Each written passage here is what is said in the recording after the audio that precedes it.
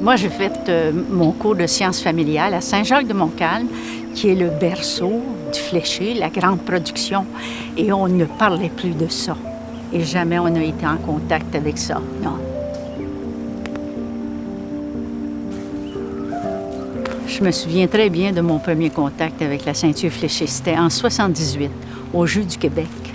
Le Musée d'art de Joliette avait fait une exposition de fléchés et c'est là que j'ai vu pour la première fois cette étoffe-là. Oui, c'était très beau. Ça commence par « j'en veux une ». C'est juste ça, la motivation au départ. Puis après, tu te rends compte que, oh mon Dieu, cet objet-là, il y a une histoire qui vient avec, il y a une technique qui est particulière. En fait, tu découvres toutes sortes d'angles d'intérêt par rapport à l'objet. Le premier midi, elle a ouvert sa valise et elle nous a montré des pièces de fléchés. Et là, même si ça faisait longtemps que moi, je voulais en avoir une, quand elle m'en a montré une, la mâchoire m'a tombé parce que j'ai réalisé qu'au fond, j'en avais jamais vu de ma vie une vraie ceinture fléchée. Les gens, quand ils font du fléché, ils savent qu'ils sont québécois pas mal quand ils commencent à faire ça. Seulement, ils prennent conscience de la valeur de notre identité à travers cette étoffe-là. Parce que c'est la seule étoffe qu'on a créée.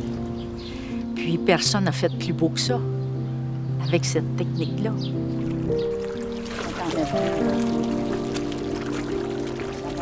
Les gens disent « Qu'est-ce que tu vas faire avec ça? » Ils ne peuvent pas s'imaginer qu'on le fait parce que c'est beau.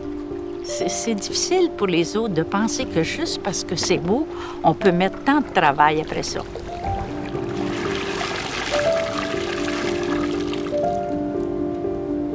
Les synthèses chimiques sont très avancées, seraient capables de nous sortir ces tons-là avec des solidités qui seraient acceptables. Mais ce qui se vend sur le marché est toujours à la merci de la mode. Alors, la seule façon de s'en sortir, c'est de les faire.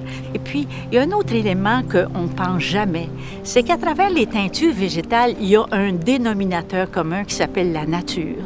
Ce lien-là fait que l'harmonie est toujours plus parfaite. C'est parce que j'en ai besoin que je le fais.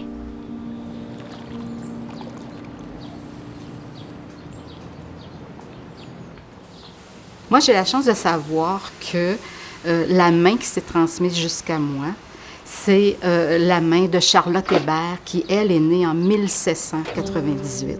Charlotte, elle l'a transmise à sa petite-fille, Marie Godette, qui ensuite a passé à Madame Phidias-Robert, ensuite à Pierre Bélanger, ensuite à Marie-Berthe et jusqu'à moi.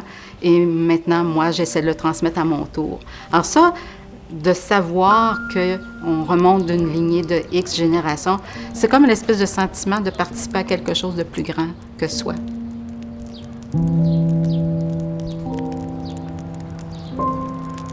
Tu sais, enseigner le fléché, c'est plus large que de savoir où le fil passe, là.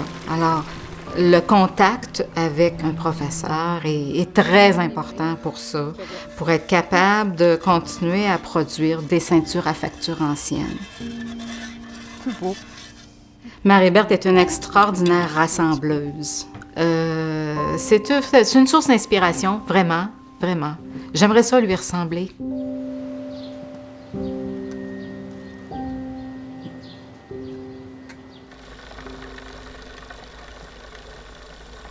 Toutes les décisions se prennent avant de commencer à flécher. Alors, quelle longueur elle sera, quelle largeur, combien de fils je prends, quel sera l'ordonnancement des couleurs. Alors, on ne veut pas être 300 heures à se dire « Oh, j'aurais dû faire ça différemment ». Non, on prend soin à la planifier comme il faut et après, on se lance et on la fait.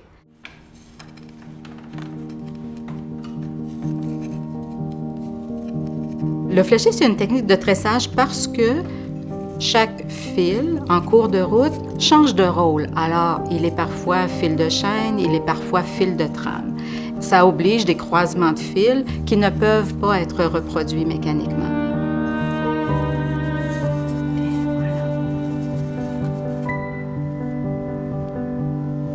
Ben moi, une ceinture, là, ça me prend... je fais ça dans mes loisirs, là. Quand j'en fais une par année, c'est beau. J'en ferai pas 300 dans ma vie. J'en ferai si je dis quelques dizaines, déjà, ça sera fantastique. Alors, c'est extrêmement fragile, hein? Tu sais, le Fléché, il y a eu cette année sa reconnaissance au patrimoine immatériel du Québec.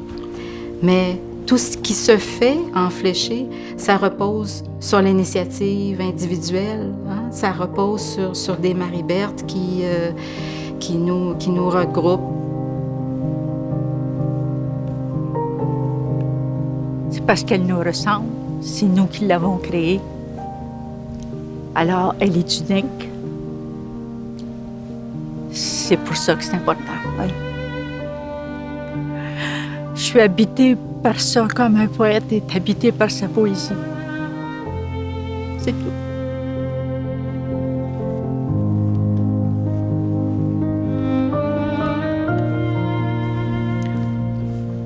J'ose pas anticiper. Je pense que ça m'effraie un peu d'anticiper l'avenir. Est-ce que ça va continuer, tout ça? Je vais me concentrer sur ce que moi, je peux apporter.